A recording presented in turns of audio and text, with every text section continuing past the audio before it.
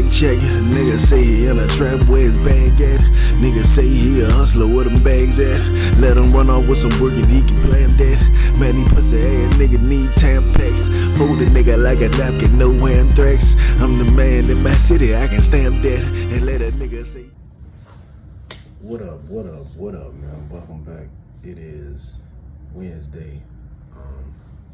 I don't know what today's day is. I ain't gonna cap, but it is Wednesday. Yo, y'all, welcome back to episode 4 of Prosperity Sports Zone. Y'all know what it is. CEO shit. Earl started. We took a break last week, but we back. And I took a break to promote me and my artist and producer, label personnel, one of my best friends. We collab, made a mixtape called Death Before Dishonor. That's out right now on Spotify, Apple Music, YouTube, Amazon Music, Tight, everything. Anything where they selling records, man, that's where you can find it at.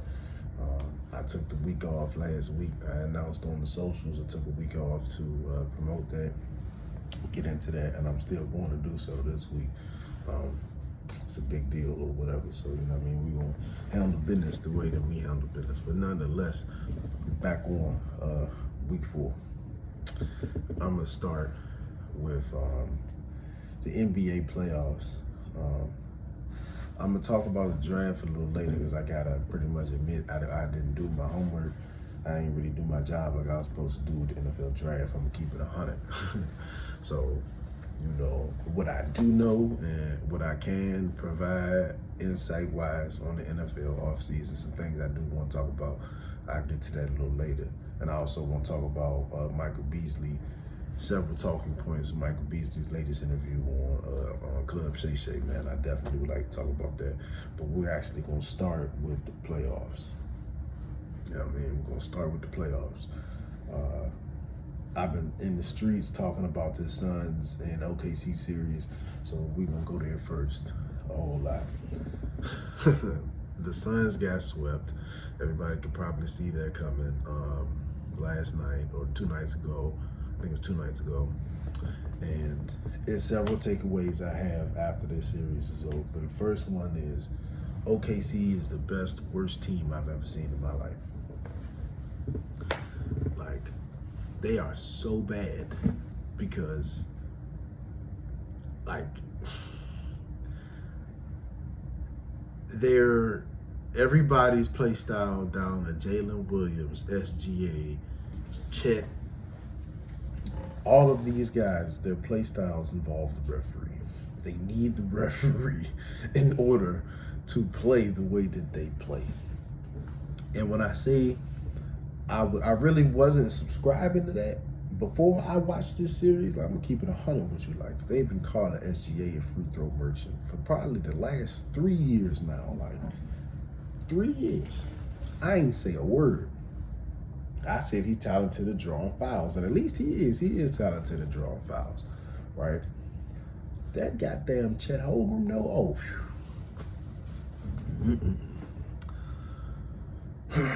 I saw Chet Holmgren do the Dwayne Wade pump fake. That's what I call it. When you pump fake, get the guy to jump and you shoot into him.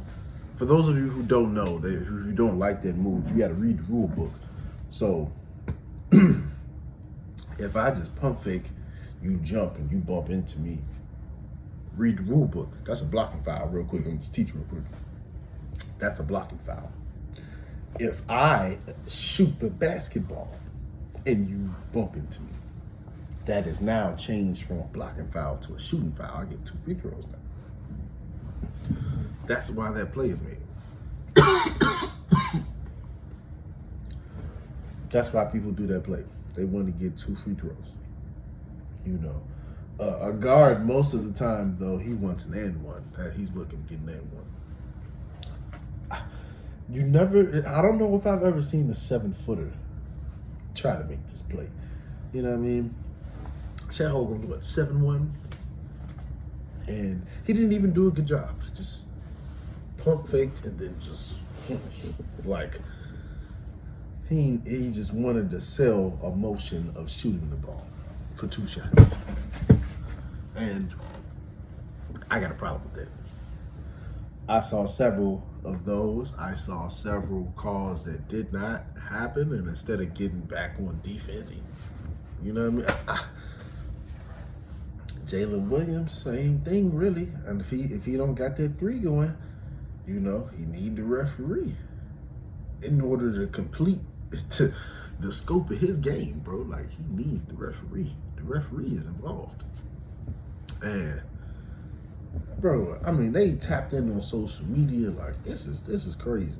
Jared McCain is like speaking on behalf of the damn referees. It just don't look good. And it hurts my eyes to watch, you know, because it's several. I think it was game 2 they won SGA Brick City. The free throw saved the day, but Brick City shortly missed 14 effing baskets. I mean, what are we gonna do with that? Of course you're gonna win, you know what I mean? You got too much depth in this Phoenix, and I'm about to get to that, to not win, but that doesn't mean that you all set. Not at all. So Phoenix, just 2 things that they need to address immediately. The center position, point guard.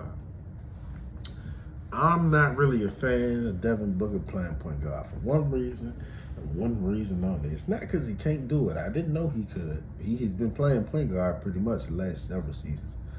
It's a waste of his talent.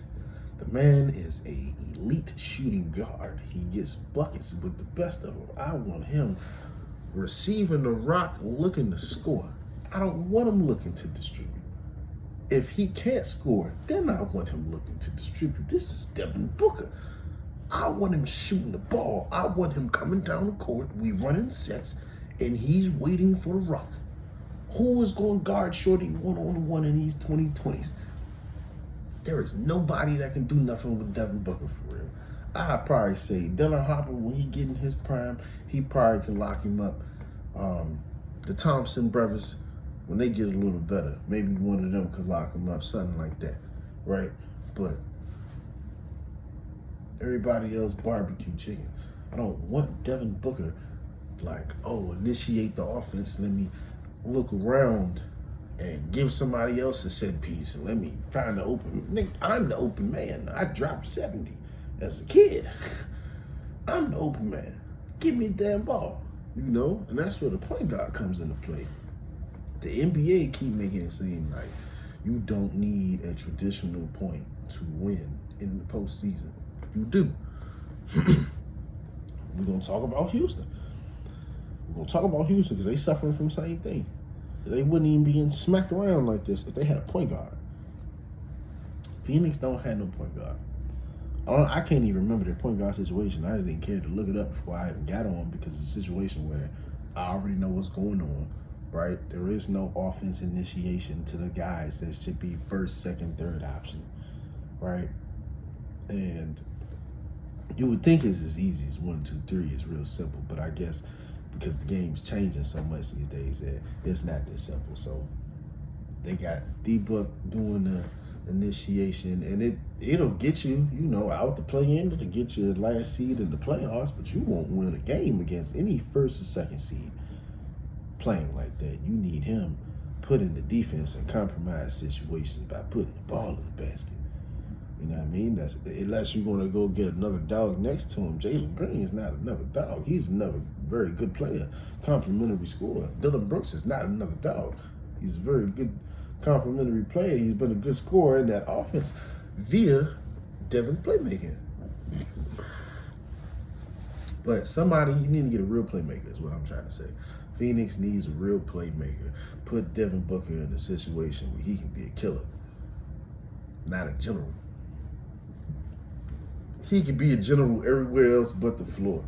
He could be a leader and all that good stuff and still be a killer. Like, he really can't be no killer as a point guard. He got to initiate that offense. It need to be somebody else's job. Devin Booker needs to go back to being a killer, going back to putting the defense in situations where they're giving up passes they can't get stops because they can't stop him. That's what Phoenix needs on that end. And then on the flip side of that, the center position, Mark Williams. What happened, big homie? You were supposed to go and show folk what it is and what it ain't. You went to bed. You viciously wet the bed. And on top of that, you know they drafted Cameron Belushi. You know he gonna be nice sooner rather than later. You know this. I know this. Why you go out there playing? It's one thing to lose, right? But you was a non-factor out there as far as I'm concerned. Non-factor. And I'm thoroughly disappointed because you a vet. You know the business. So when Cam comes out and he's ready to play, he's ready to dominate, you might as well go on and ask for a trade, gang. You'd be lucky to come off the bench. But he's gonna be getting crazy minutes. Bro, when Belushi, I don't even know if I'm saying his name right, when he ready to play, it's over with. It's over. I'm telling you. So, Mark Williams, I don't know. He might have been hurt, though. He just look hurt to me. I ain't gonna lie, he look hurt. But they do those two things, man. Phoenix gonna be back, like, ready to go to the finals again. Mark my words. They got everything else they need, but they desperately need those two things. Houston. They need a point guard. Everybody need to be trying to get two. If you want a high volume shooting point guard, get you a traditional point to back him up. See what I'm saying? It's the smartest thing to do. Everybody needs one. You're not going to, all these teams who got one, they're going to whoop your ass. They're going to whoop your ass, man. The Lakers got LeBron. So there's your traditional point right there. He don't want to have to shoot the ball. He mad as shit. He got to shoot the ball. He want other people to put the ball in the basket so he can make plays. That's how they want. And they got guys. They ain't Luka Doncic ain't even out there. Do what y'all do with who's Luka. It would have been a sweep. See what I'm saying? Gotta get a point guard. I said they should have picked up Dennis Schroeder 2-3 months ago.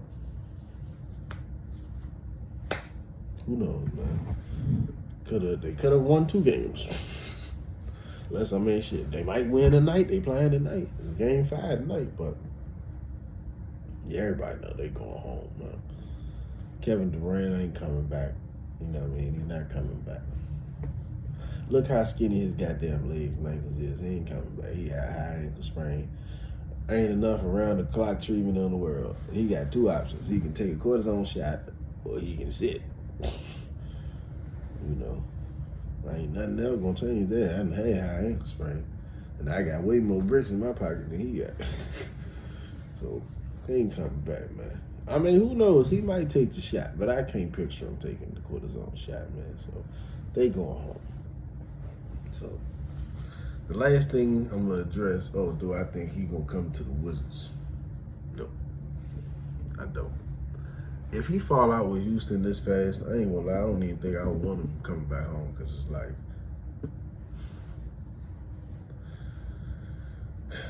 I mean, unless he's saying he gonna retire here. If he say, yeah, this is where I'm retiring, all right, cool, say let's rock out. But it's kind of uncomfortable watching Kevin just keep going from situation to situation to situation. And the reasons why, you know. If he's not gonna give the team a chance, the team not gonna give him a chance, man. He might as well just come home. I ain't gonna lie, because one season, despite how that one season, if it goes great, it goes terrible, it don't really say a whole lot. It's a small sample size.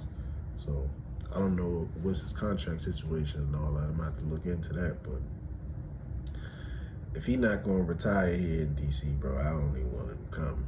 I ain't gonna cap to you. I'm not. I don't want him. If he's not going to retire here, bro, I don't want him to come, man. Okay. So, like I'm sure you guys have seen by now, it's like insanely viral at this point. Michael Beasley, latest interview on Club Shay Shay. I don't even know which talking point to start with. I don't even know if I'm gonna use a talking point because it's a whole, I think it's like 7 or 8 talking points from that interview that have gone insanely viral at this point. Viewer discretion is advised a little bit on this one.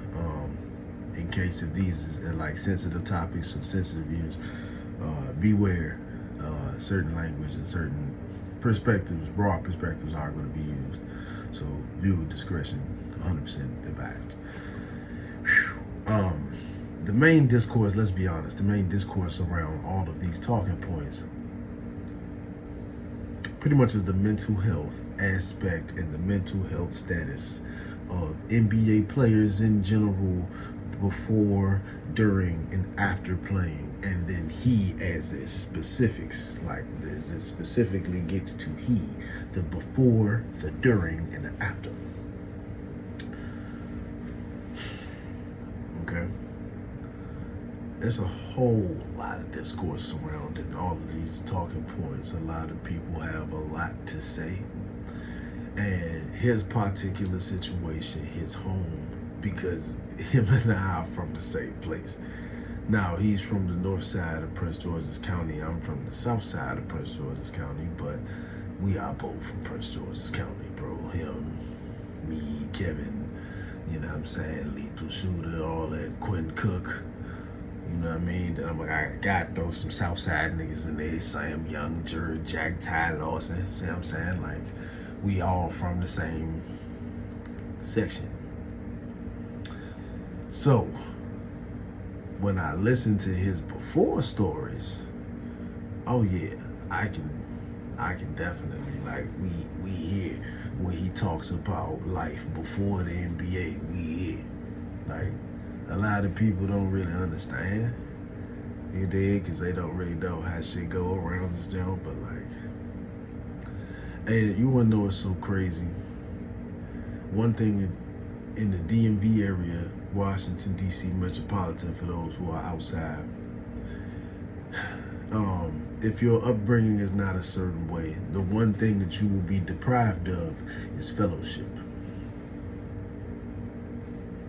You will not have that opportunity to go fellowship and or converse, if you're not religious, I guess, or non-spiritual, with people from other communities, other backgrounds, and like see how people think and like how people move in other communities from other backgrounds. You don't really get exposed to that much of that, depending on what you do and don't have access to. So you can 100% tell Michael Beasley, like, he was thrown into that going into college and then going into the NBA. 100%. He had no diversity whatsoever, you know. A lot of people throw like the therapy word out there a lot.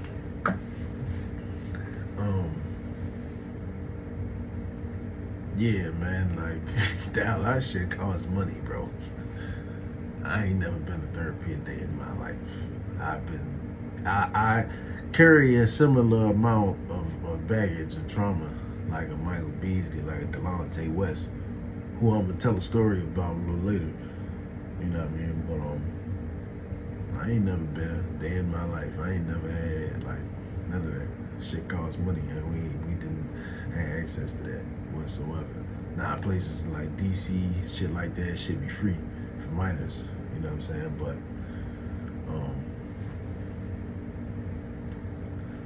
in most cities, nothing's free. I know today you could probably finagle something in his hometown to see Pleasant. They could probably offer something where they can give the youth some kind of therapy or some kind of counseling or something of that sort, because they make a lot more money than my city makes. So I'm pretty sure they got that. But you know, it's a famous saying in my city, nothing's free here. and that's the facts. So if you can't afford it, you just don't get it. That is, it is what it is. But that affects tens of thousands of households on both sides of the county. You know, resources that you think are just readily available, they are not. You know what I mean? Shit, me and Michael both have seen therapy, you know what I'm saying? Like probably a decade and some change ago, absolutely, for sure. Could I do it now? Yeah, I can do it now.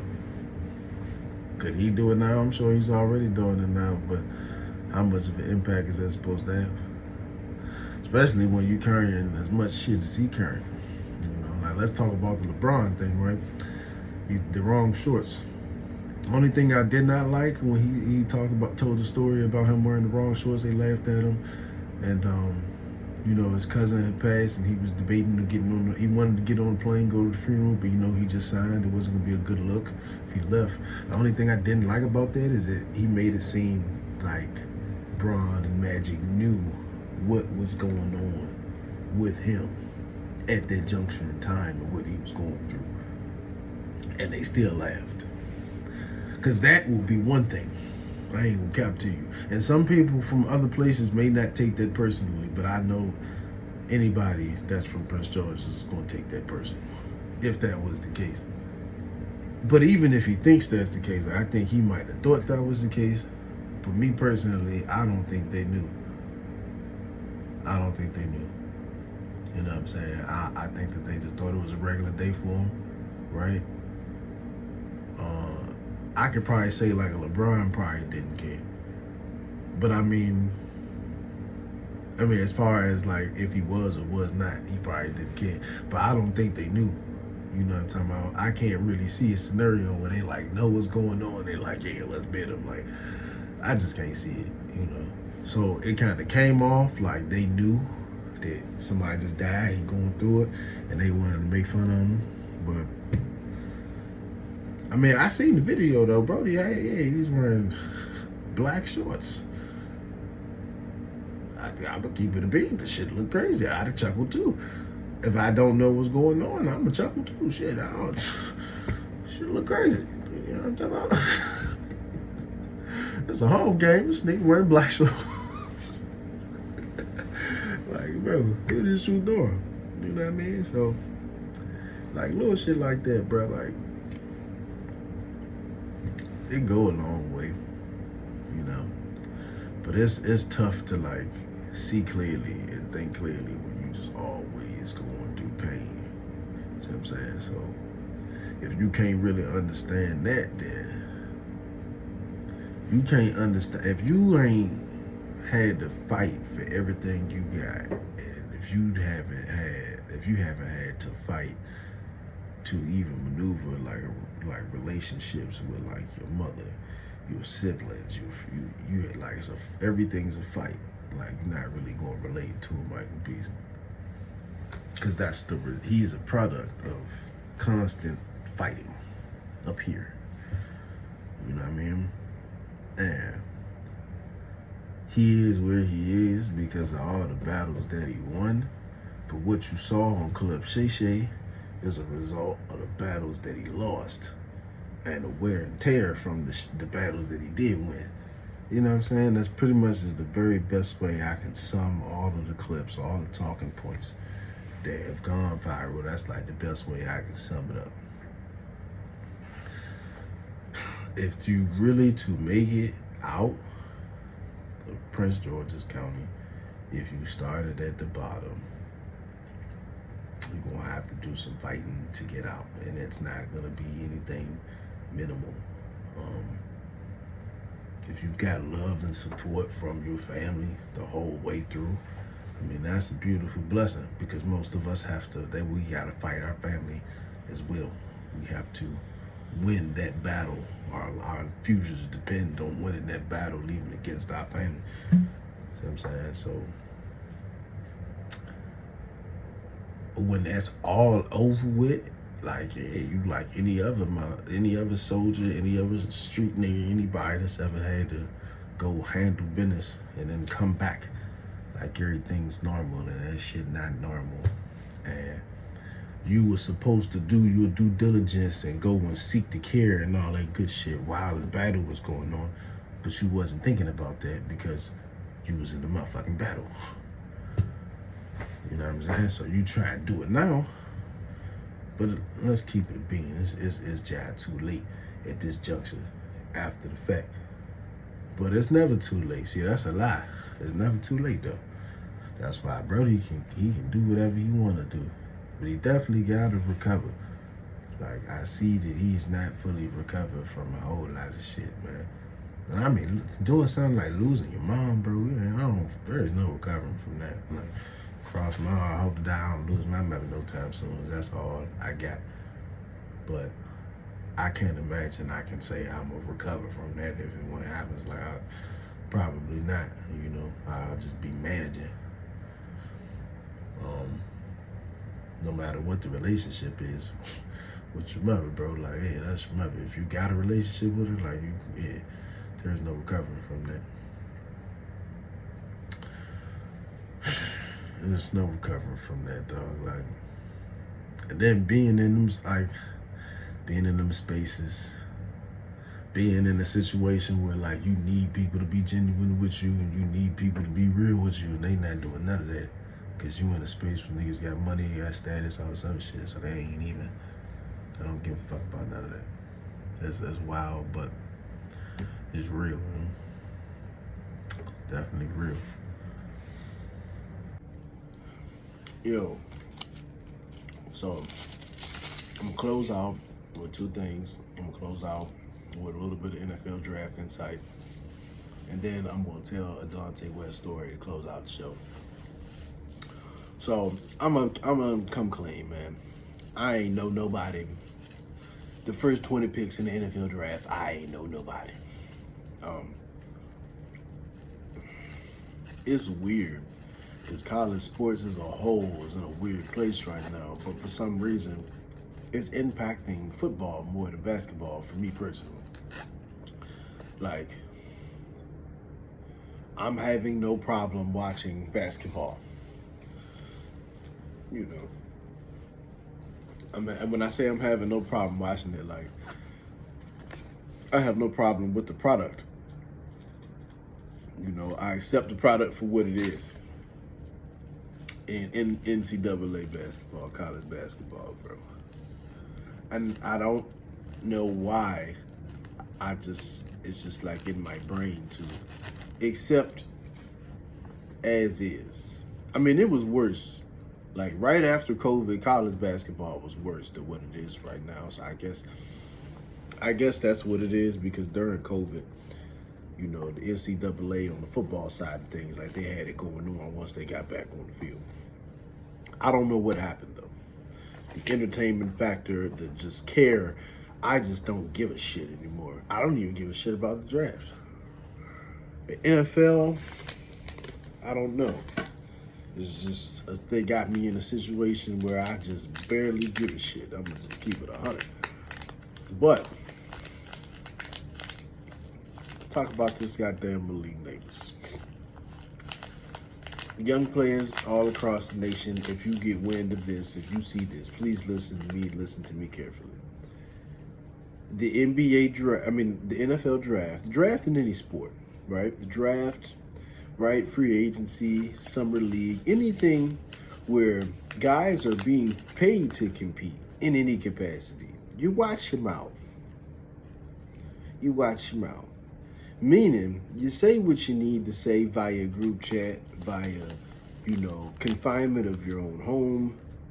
You know what I mean? Maybe your platform. I know some dudes, they go as far as to get themselves a platform so they can pop shit, pardon my language, how they see fit without nobody really having grounds to say nothing. Because when the NFL draft is when the NFL teams, they are gathering new talent and they're going to sign them to rookie contracts. So your comments as a star prioritized player, young player, who they got in contact with and they were able to do business with via this same process, Mr. Neighbors, you got to watch what you say, bro. You don't think it's a receiver on the Giants when you was coming in 2 years ago? They're like, man, they bet not draft, and you know what I'm talking about? They bet not draft his ass in the first round. I'm leaving because that's my job. You know? They said that in private. You ain't get wind of that. We don't have nowhere for us to go and read and blow that up and do coverage on that and make media content out of that, because that was done in private. You know what I mean? Take a page out of their book. However they felt, whoever was the number one receiver when you came in to New York City, or Jersey, I should say, right? You'd have no idea what their opinion was or was not on your draft situation because it was kept private. And that's how those kinds of things are supposed to be handled, just off the strength of appropriateness and nothing else. It's just inappropriate for you to speak on a dude and he hasn't played a snap yet. And he's officially drafted to the same team that you play for. Not a good look at all. You know, it's not something that you want to add to your resume because it doesn't do anything positive for you. What he said, respectfully, was not the end of the world. I ain't disagree with, I understood exactly where he was coming from, but that is something you keep private, just off the hustle of this the biggest day of this dude's life. And this headline, if we read it, this really doesn't coincide with that. You know what I'm talking about? So you just want to be careful on what kind of comments you make public when it comes to the NFL draft, NFL free agency, NFL postseason, man. You want to be careful about what kind of comments you make because, towards your comrades, you can take risks, but you want to watch how you do the newbies, bro. You know what I mean? Watch how you speak on the newbies. Feel me? And I know you said you guys had some trash talk. You don't really want to play against them. You might as well get over that, Malik. I'm going to keep it a bean. You might as well go and get over that. That's the NFL, gang. You going to go against dudes every week that you'd rather not play against. That are your problem. I'm not talking about D linemen. I'm not talking about linebackers. I'm talking about safeties and DBs. Yeah, they're going to be your problem every week. It is what it is, man. That's the love of the beauty of the game. That's what you get paid to do. Would it really feel gratifying? Would it feel like you really one of them ones if you wasn't facing that top tier competition every week? So it is what it is, man. It's a small price to pay for iron sharper than iron, if you ask me. So, they did good. The quarterbacks look good in the draft, bro. But that's all I really got for y'all for the draft, bro. I did go and look up several of the QBs that were picked, man. I was pretty impressed. It seemed like QB was downplayed this season. It wasn't like teams made it a point of emphasis, but they downplayed production of a lot of guys. Like, I don't really agree with the lots of dudes drafted. They should have been picked higher, prioritized kind of thing. But nonetheless, let's get into this Delonte West story. So, everybody's talking about Michael Beasley, DMV guy, NBA, DMV legend, NBA player, right? But when everybody, what they're talking about with Mike, the first person that comes to mind is Delonte West for me. Delonte West was the first Michael Beasley dude that has not a whole lot of family support and is coming straight out of that situation, coming straight out of the streets of Delonte's from the south side of the county, but he's not it's not the urban south, it's like the country south in Brandywine. So I know all his paperwork say Washington, D.C., and I think he did go to high school at some point in Washington, D.C. But if you know anybody who's ever ran into dude or is connected to dude personally, y'all know he's from Brandywine, Maryland. And that's perfectly okay. That's not really the point of what I'm saying. Besides the credibility of the story. So this is in 2009 or 2008. I was told, I wasn't even there for this. I was told this by several adults. During the season, I guess the drama in Cleveland between Delonte and the rest of the Cavaliers, in regards to because at the time there was rumors in regards to the rumors in between Mrs. Gloria James and Delonte. I guess he was sent home, like he was sent away from the team. And y'all, if you from Prince George's, Brandywine is about 19-20 minutes away from my city, Akakie. So I was told that Delonte walked inside of the Food Line, which is not Wise Markets, but it was Food Line at the time, and just casually tried to buy some things. And I was told my oldest brother was at the register, and this fool asked Delonte why, what was his reasoning for having relations with Gloria. I can't make this up. Respectfully, I was told Delonte did not answer the question. I was told he was chuckling, shaking his head. You know what I mean? He did not answer the question. But the story goes, as my brother was ringing him up, yes, he did ask him, hey man, why you do that to that man, mama, man? And it's the reason why I tell that story. I don't think he knew what was gonna happen after the fact. I didn't think he probably assumed that big homie Braun was not gonna care. Like, if you from here, then you understand. Like, it's a lot of dudes who would have reacted to that, even as a LeBron James. They would have reacted to that totally differently. They would have, you know, carried that whole situation totally differently. Like, people, we just think differently. I think if he had to do it all over again, I don't think he would have ever. If you would have told him all of this was going to follow after the fact, not a chance, bro. Not a chance. But I'm going to keep it on it, bro. Like, if you was raised by a single parent around here, then that was an L and a pill that you had to swallow early. Like, mama, and mama told you. Mama told you she got a life too. She got to live too. You feel me? So it's not even, by the time you get grown, this is second nature. Like, you don't even care no more. I literally think that's what happened there. I think he just he thought the world worked like home does. And the answer is no, it does not. It's much, much more complicated than home could ever be. Remember death before dishonor. Remember death before dishonor. I'm feeling ignited. I'm feeling excited. My boy evil well home, but he ain't